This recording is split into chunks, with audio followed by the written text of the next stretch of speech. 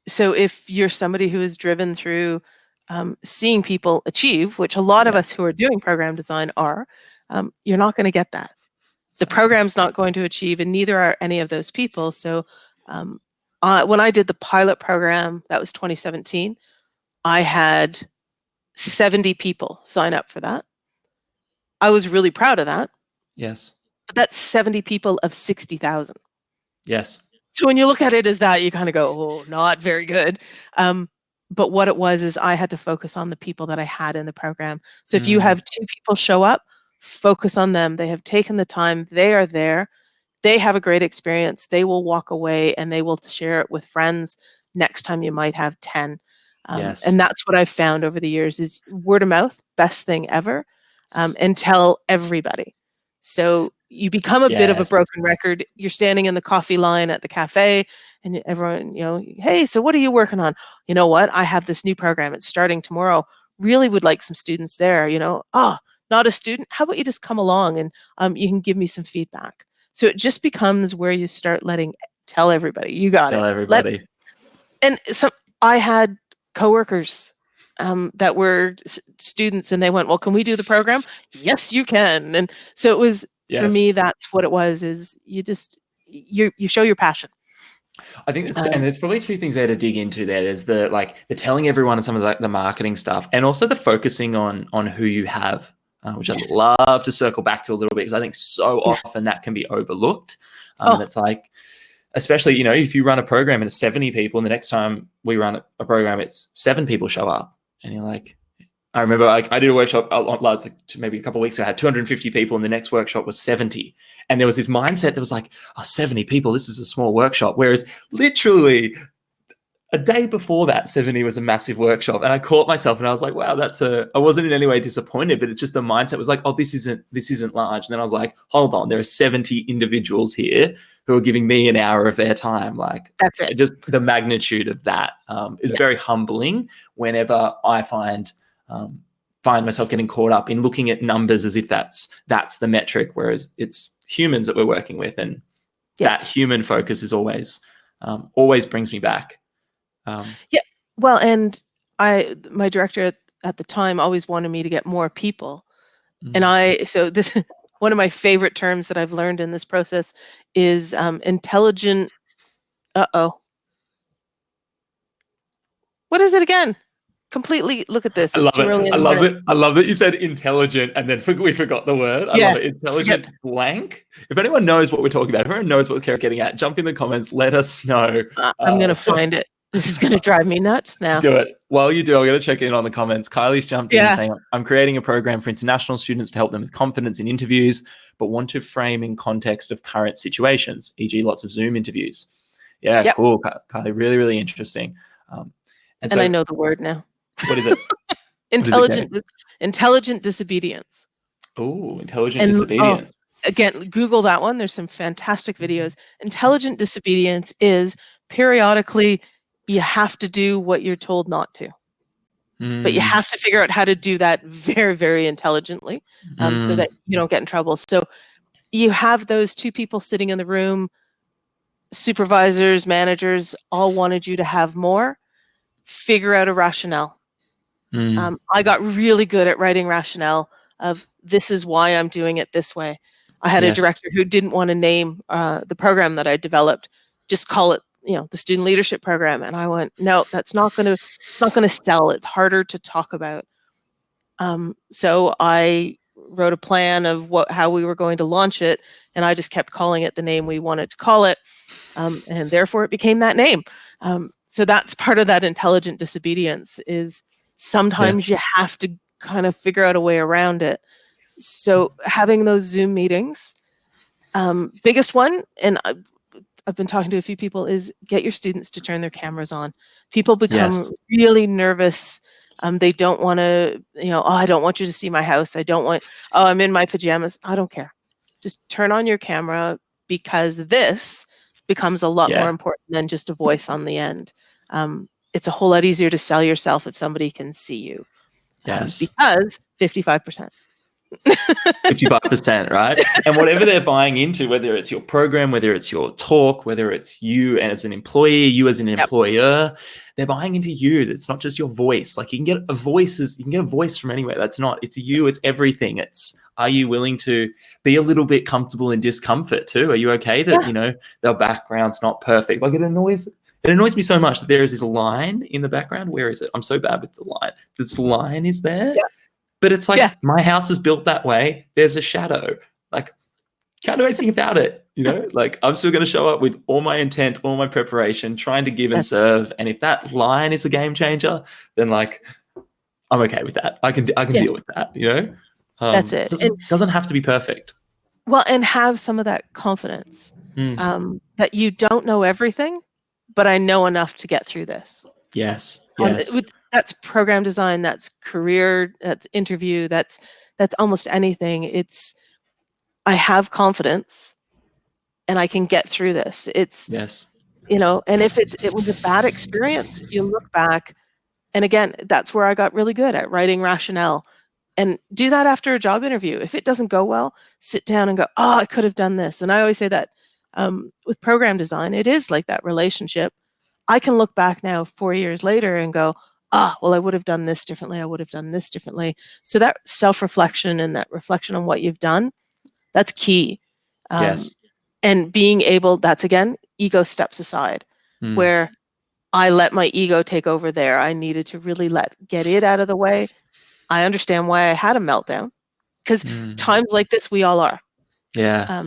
Times are different. So everyone is feeling pressure from different levels. So yeah, you know what? Had a complete and utter meltdown, couldn't deal with anything. I stepped away. My ego was in the way. I wasn't letting something through. I didn't talk to the right people. I didn't ask for help. I always say help is one of those 4-letter words that we have to get better with. Yeah. And letting, if you're doing career development with international students, it is. It's okay to ask for help. They don't have to be the experts in everything.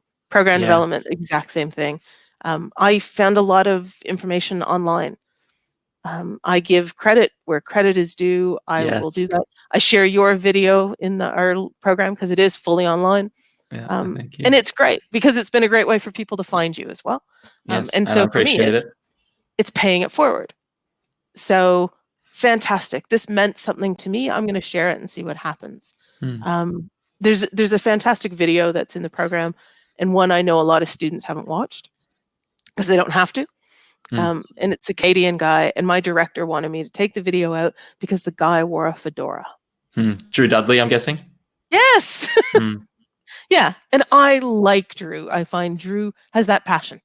And for me, that's what I think. So if you are going to stand in front of a room, if you are going to be on a Zoom meeting, speak with passion. Yes. Even if you aren't the expert in the subject, speak with passion and people believe. And will follow. And I think that's probably the biggest one. I love that. I absolutely love it. If you haven't listened to the Drew Dudley TED Talk, he talks about lollipop moments, and it's this beautiful story. I cried the first time I listened to it. I feel like I cry every time I read or watch anything, though. So that's not exactly an event. But this lollipop moment concept is really beautiful, and the idea of you never know the power of a moment. And I had one of these years later. It was just out of left field. But anyway, I was just like, oh my God, it was a lollipop moment.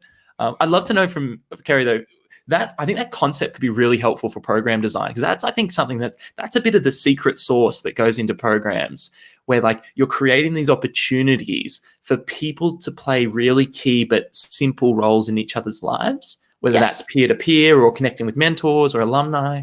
So if someone's designing a program, if they're launching programs this week, it sounds like a bunch of different people are, which is also just awesome to hear. And people loving. I'm a little bit excited.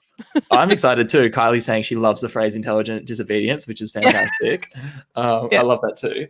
How could people, maybe just, what is the idea of a lollipop moment? How do you think of it? And do you think, is there any way that you've seen that really well built into a program? Or how do people think about that? I think if you try and construct it, you're not going to get it. Interesting. Okay, that's interesting. So I think, when Drew talks about the lollipop moment, it was something that just was natural and part of his energy and enthusiasm for what he was currently doing. So as program developers, and deliverers, everything, if we show passion and excitement and that enthusiasm for what we are doing at that moment. So we can't be living in the past. We can't be living in the, oh, I have to go out for lunch in 2 hours. I am in that moment. I have passion for what I'm talking about. That goes through, and then people find their own lollipop moments. I can go back and I can think of those moments that I've had where you just kind of go, yes, yeah, like I really did something important. I had impact. I feel amazing.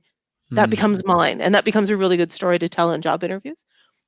Yes, definitely. Those lollipop moments are, but if you're trying to construct them, I think people read into that.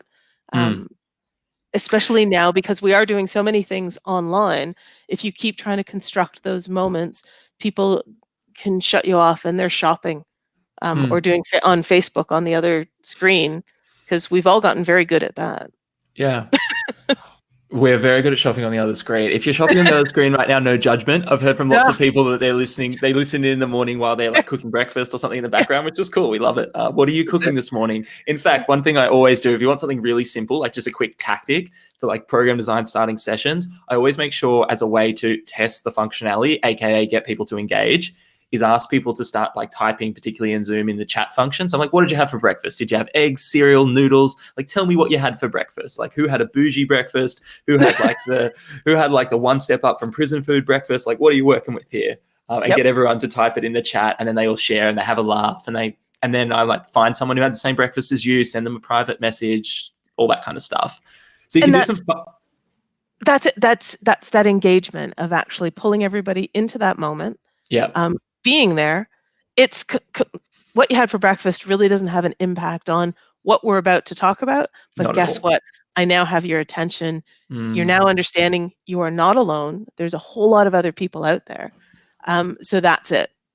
Yeah. It's about engaging. It's about figuring out why you're there. And Simon Sinek, who I absolutely adore. Got numerous of his books.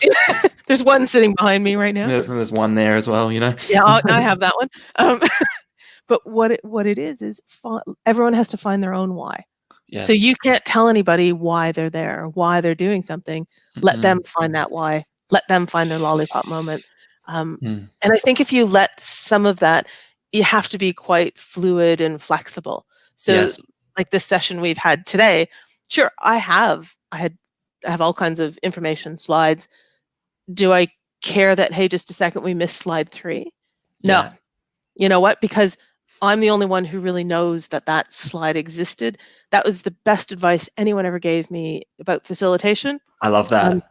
The people in the front of the room have no idea what you're about to talk about. So never be the presenter that hands out everybody, the slide with notes or that you can hand out to participants. Painful. Don't do that, because then everyone goes, oh, but you didn't talk about this slide. This slide is on my sheet.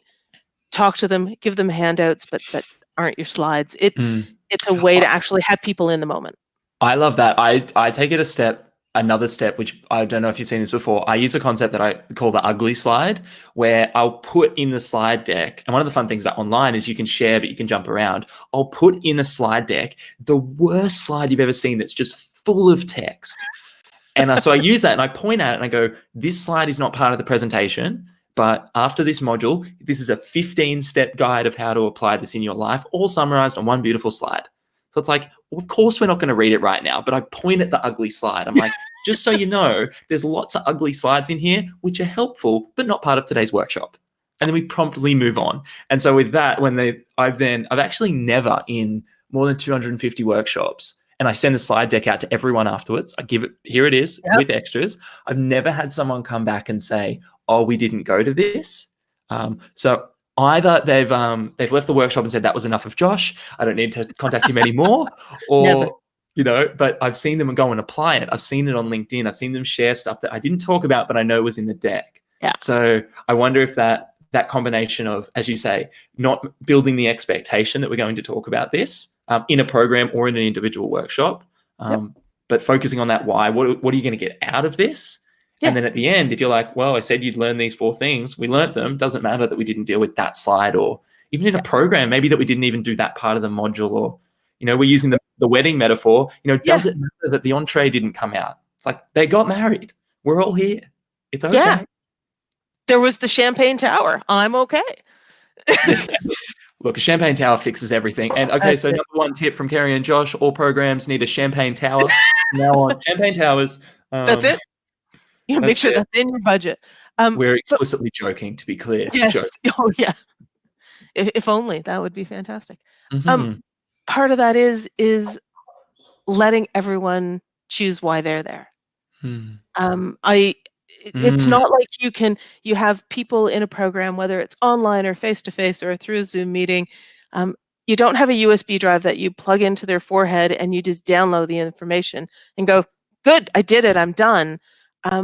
Self-reflection. So in the leadership program that I developed, there are no quizzes, there are no tests. It is all self-reflection activities. We've talked about this, now put it into action. Yes. So build that in. So it's not about, and I've done so many of those online programs where here's your 10-question quiz to find out if you know what it is. It's like, no, I just know how to have it open on 2 screens and I can get 100% really easy. So that is not in our program.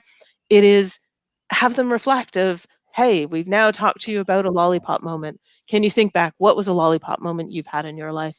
And It is amazing the learning that comes from that. They will take that away more than they will anything just downloaded into their brain. 100%. I love that idea of the self-awareness. The self-awareness bit as a starting point before any sort of change or transformation. That it's like, if you know how this affects you and your life, and how I like the idea. I'm going to butcher the attribution. In fact, completely forget it. I can't remember who said it, but the idea was that you can't. It's always a man. All these quotes from 200 years ago. You can't teach a man anything. I have to change them all to be like people. Come on, guys. Yes. Come on, guys. Anyway, there's a little slip up from me. That's funny. Retraining commences every day at 8 a.m. Guys, everybody. Come on, Joshy, you're better than this, mate. You can't teach a person anything. You can only show them they already know it. And I love that. And it's like, okay, you've already seen this in your life. So this is my engineering background. It's like you derive everything from first principles. So it's like when we teach leadership archetypes, we're like, okay, it's kind of loosely the DISC model, the who, why, how, what. And we say, all right, who's someone who's had a really powerful influence on your life? We go around, we get some examples, some mums, some teachers, some parents. Okay, how did they do what they did? What did they say? What did they do? And they describe them. And someone inevitably will say, oh, someone really inspired me. I'm like, oh, okay, that's the why archetype. That's the visionary archetype. Someone's like, you know what? They were just had a bad day and they were always there for me. I'm like, okay, interesting. That's a who archetype, the relationship builder. Or like, you know what? Like someone in the workshop said the other day, my dad just used to take me to, the direct quote was like, my dad used to take me to cafes and he used to tell me to get up and speak to the waitress or the waiter and ask for something, ask for anything, just to practice being a little bit assertive but respectful. And so it was like that really fine balance that he was learning from a child. And he's like, he just used to tell me, just get up and do it. Like, just do it style, Nike style. I'm like, okay, that's a much more of a commander pace setter archetype. Yep. But once they've brought all these examples to life in the program, in the workshop, I'm then able to say, okay, well, here's how they fit. Here's how they're different. Now, how do you apply those in their life? And they're like, and the message is like, if I want to be impactful in someone else's life, I can model how people have impacted my life. Or counter example, people who've had a negative impact. Where did they slip up? What didn't they know that I know now? Well, and I'm going to take on from that is the biggest part is that, and program design, everything, understand not everybody thinks like you. Yes. So if something is fantastic, it works, it's great, it gets you, show it to somebody else. And if they go, and you go, okay. So that's probably the hardest thing about program design is that you have to find, and there usually are about 4 different archetypes: personality, thinking style, all of that, learning style. You just make sure that there's different things in there that are different touch points for each person. So somebody who's quite analytical, you give them want to know more and they can go here. Fantastic. They're going to be happy. You give them the inspirational story if they're that relationship person. You give them, the facts and you show them the plan. This is the outline of what you're about to go through. Fantastic. Great. I'm in. I'm settled. So that's when you're doing program design, always think You're not building it for you. You are building it for, if you think about it, 4 different types. And if you look at the archetypes, there's all different information about personality. Build it so that you can find, and it's not that every point has to meet everybody's needs, but you have points that will meet everybody's needs. Sage wisdom. I love that. Can you say that one more time, Kerry? It's not that every point will meet everybody's needs, or some, but some points. Yes, some points will meet everybody's needs. So it's, you just need to make sure that there's different things in there, different touch points, is how I would call them, that are going to touch each person. I love that. I call that in workshop design the Kentucky model. Like when you go on a trip and you go to 12 countries in 12 days and you finish the trip and you're like, what was your highlight? And inevitably, they're different. Yeah. And you're like, okay, the trip is good. The program design is good. The wedding is good. The series of touch points is good because there's something in there for everybody. That's it. And you are never going to be everything to everyone. But if you can, if they can walk away from an hour workshop or a 3-hour module is what we have, and they can take one thing away from that, fantastic. That is success. Yes. Because everyone will take from it what they need. So just always understand that you are never going to be everything to everyone. But find ways, and that becomes the really fun part, that you then get feedback and you go, oh, okay, so that's a really easy change. I can add that in. Oh, you guys wanted to see the validity in that personality assessment. Not a problem. I'll build that in.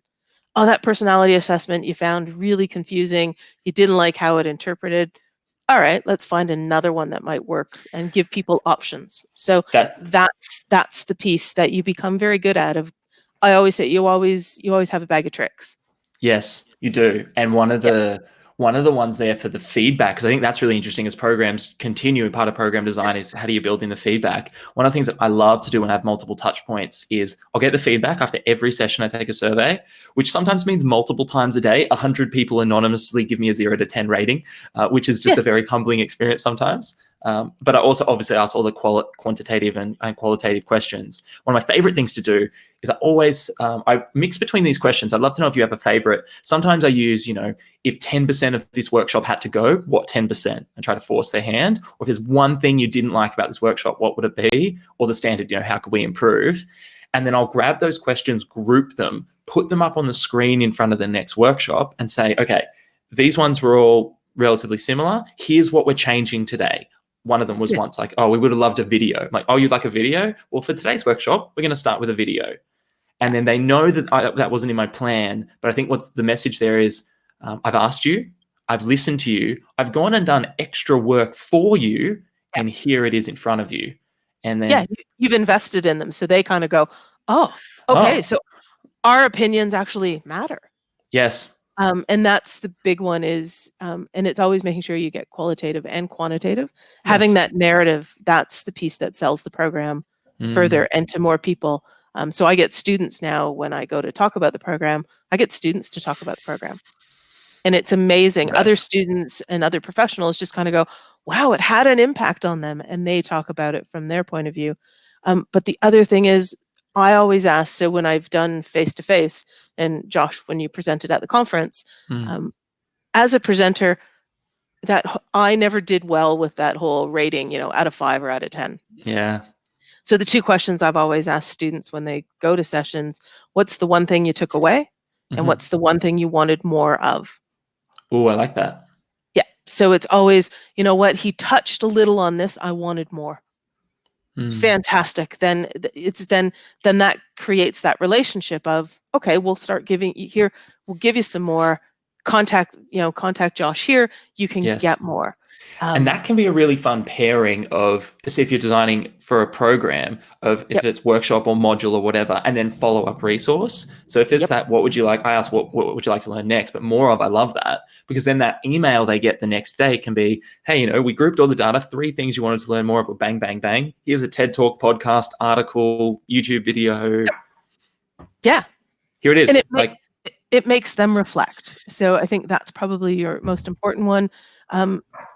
You do have to get feedback. I understand the people who are funding usually want some feedback, but for you and to continue it becomes really fluid. Your programs become fluid because, oh, you know what? They said there wasn't enough videos. They said too many videos. They said, too many slides. They wanted change of state. They wanted to get up and move around. Yes. Then you take that, and that becomes the easy pieces to start moving around. So I could talk about this for hours. So I know we love it. Passion. Yeah, I know, just a little bit. I love it. I absolutely love it. I want to be respectful of your time too. Do you have 5 minutes or so more? Can we still hear for a couple more? Oh yeah. Cool. Just some really practical questions coming in. Kylie's asking around technology. Are there any platforms or products you really like? Any things that you've used and had a good experience or a not so good experience with? I started the program. So the program was piloted on Blackboard. Yep. I hate it. And I know there's people in the room that will go, no, you just didn't use it. I found it very flat, and it didn't do what I wanted. I now sit with Open Learning. Yep. So that's where a lot of the budget has to go to, is that. I'm finding more and more through things like this with LinkedIn. It's a great way. Videos, fantastic, especially in our isolation times. Find what's going to work for you and the students. If we're looking at an online program, it depends if you want it to be interactive where they actually get to talk to other students as well. So for me, that was a big piece. I wanted that community building in there. So Open Learning creates that. But we also, you can do things through Facebook, you can do things through LinkedIn. Find what's going to work for the students, because if they have to learn something new, their buy-in is going to be a lot less. So if they have to learn new technology, that's going to be your hard part. So find something that works, that will give you what you need and give students what they need. And some of that is trial and error. Yes. And be okay with that. So yeah, I tried for a few months on Blackboard, and again, got really good at writing rationale why we should change. So I took feedback from stakeholders, which includes the students, the users of the program, and created a list of, this is what we want, this is what Blackboard offers, this is what Open Learning, and I think we looked at another one. So you start doing that comparison shopping, which you would do if you were planning a wedding. You wouldn't just go with the first venue, the first, outfits, the first, you do some comparison. Yeah. But you need to know what people want. Yep. So if it's a fully online where you can, moderate and you can facilitate and you can post videos and you can send links and you can communicate, then there's a price attached to that. If it's a one-time thing, figure out what's going to work for you. It could just be sharing your screen in a Zoom meeting for a fairly low cost one. And that just, the one thing, if you want it to stay in a controlled group, just make sure that there's a password for them to get into the Zoom meeting, so you don't have people kind of coming in that you don't know about, because they can throw things right off. So it gives you that control. You get to then take not take credit, but almost take it into account everything that's happening right there. And video. So in Zoom as well, you also have the option to record it. So if you record it, you can always share that and look back at it yourself. If you are going to be the facilitator, the program that I developed is Strive, which is a fully online. I am the facilitator, but I'm not in there as in any videos in any way. I can message students, and that works really well. So for me, from a student can be up there doing the program at 3 a.m, and I don't have to be there to respond. Which is fantastic for me. 3 a.m. not going to be my best time. Not going to be the best time. I love it. Some people are jumping in who've joined us as well and asking what's up with the wedding theme? And we're saying the wedding, the analogy for. I was wondering if this would come up. The problem with running an event through a live is that the wedding's an analogy for for program design. So just like you design a wedding, you can design a program, thinking about your budget, thinking about your team, thinking about the stakeholders, sourcing different venues and platforms. How do you launch it, announce it, sending invites in the mail. And how do you look back and have anniversaries? Because that's the other thing. You don't want your wedding just to be an amazing one day. You want it to be an ongoing relationship that changes and grows and develops. And that's where your program needs to go. So I'm happy, Josh, if you want to send out, I've sent Josh a booklet that has the 10 steps And I'm happy if anyone wants that to get in contact with you, and I have no problem with you sharing that around. Oh, thank you very much. It's very kind of you. Yeah. Yeah, it's part of that is because I want to pay it forward. What I've learned looking back on the relationship, I want to make sure that anyone who's starting out doesn't have to deal with the frustrations and the tears. Blood, sweat, and tears, that's really what goes into programs. Yep. And if you can find a bit of a guide to take you on that Contiki tour, fantastic. Take the guide. Yeah. I love and figure out what works for you. It is not this is exactly what you have to do. This is my way that I looked at it and what I did. I love it. I love that you mentioned there, like the blood, sweat, and tears. I think on the sweat front too, one of the things that you're right, you do consider your time and right back at that first step, the resources you have. One of the things that's always benefited me, I mean, even today, had a big thing that I wanted to get done up at 6 a.m. and putting in that extra hour and a half before we jumped on a pre-call and now on the LinkedIn Live. That like your time is valuable and you should appreciate that. And it's also worth nothing. Like I think you can entertain both of those ideas. So like if you're into a program, if you're launching a program this week, the extra 3, 4, 5 hours, if you can craft it, find it, say no to one meeting that you don't really need to be in, you're just going to sit there with your arms folded, nodding. Like we're all sick of nodding. Like if so I said that yesterday and I was nodding at the time. It really caught me off guard. I thought it was a great pattern interrupt, which is clever. But if you can find those hours, the first week in, call 5 students who are in the program. How are you finding it? What are you liking? How can we improve? Like quick, rapid improvement. Call those stakeholders, check in, send the follow-up email. That little bit of extra, get if your budgets are tight, get 3 quotes. Talk to some different people. Ask the question, if I had to do this for free, what would it look like? Or if I had $1 million, what would this look like? Dream big, because so often those, like I find with myself when we work with especially student clubs and programs who are rolling out programs, that when you say, okay, if you had $1 billion, how would you spend it? They're like, we'd have a bar tab and get a band. And it's like, which is cool, but what else? Like, how big could it be? Because right now in your program, like, who's your dream speaker? Because they're sitting at home on the couch like the rest of us right now. And, if you run the Women in Arts program and you DM Beyonce and she happens to check her Instagram at that time and she's like, yeah, I'll stream in and talk to 50 young dancers in Australia. Like you never know. And I've always been amazed how generous people are if you put the opportunity in front of them and ask politely and kindly, humbly accepting they've got a million things, you're not going to be the top of their list. But every so often someone says yes, and it's just look at your extra little mile. And look at alumni. Oh, alumni, golden. Because golden resource. Alumni already have that connection to the community. So I was sharing with Josh earlier, Tanya Hennessy is an alumni of Charles Sturt, where I work. And we got her to come and speak at a conference before she became more and more famous. But it was fantastic because she could talk about when she was there and studied there, and students actually sat up and listened. And, she swore in her presentation, which you can just tell students were like this. I'm like, it's okay. I know you guys know those words. So I'm not here to, censor anything. But those alumni already have buy-in. We need, 15 minutes of your time.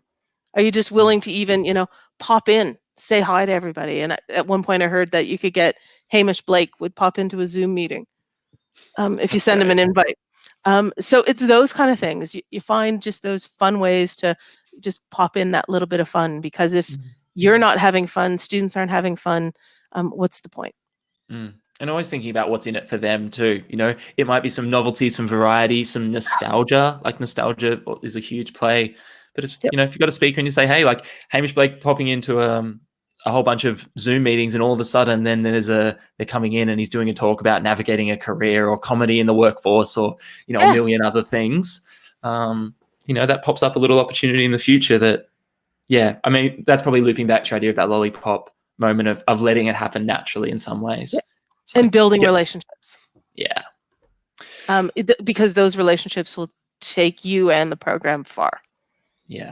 I now have academics who champion the program. It's a non-academic program. I now have academics who embed the program and champion it and talk about it at levels that I don't need to be at. That's what you want. Kerry, I love it. We could talk about this for a million years. I love it. Kylie's jumped in and said, "I'd love the 10 steps." Kylie, I'll send that straight through to you afterwards, courtesy of Kerry, which is beautiful. And she can message me. Cool. And yeah, so I'll make sure if you're listening right now, if you've enjoyed this conversation, so we've got Kerry Silverson, also with your second last name as well on LinkedIn, which I think pops up like that. So if you're wanting to connect, whether with me, I know some second and third degree connections, tune in and watch as well. So if you'd like to connect with me, connect with Kerry, follow along any of the work. We're both pretty active in sharing the journey, sharing the ups and the downs. Learn from our mistakes. Learning from our mistakes. Learning in public sometimes is a very humbling experience, but hence, I was going to say, I think hair color has changed. Anyone who knows me, it was pink last week, and this week it's blue. So we'll see what next week brings. You never know. Look, I love it. If I start doing hair colors to spice up the daily show, you know that things are going to a whole new level of commitment to coffee in the morning. That's it. It's the Josh missed something today. Josh has missed it. Kerry, I really appreciate you coming on. I love this. I love the idea. I love the metaphor of if you're designing a program out there, think of if you're designing a wedding or a birthday party or something that you've done that's fun, and then frame it around fun and celebration and community and relationships, and the trickle down of that into what you design will have some of those beautiful elements in there too. Yeah, definitely. Passion shows no matter what you do. Passion shows. My friends, live today with a lot of passion, a lot of fun. Message somebody out there today. It's a Wednesday. It's the middle of the week. If you know someone who's going through a tough time or a great time, message them, support them, be there for one another. If we can help you, obviously reach out to us. Thank you for joining us this morning. And a big, big thanks to Kerry for sharing your wisdom today as well. Thanks for the invite. It's been fantastic. I love it. All right. Bye, friends. We'll see you tomorrow morning at 8 a.m. We hope to see you then. Bye, all. Yeah. All right, Kerry, that's just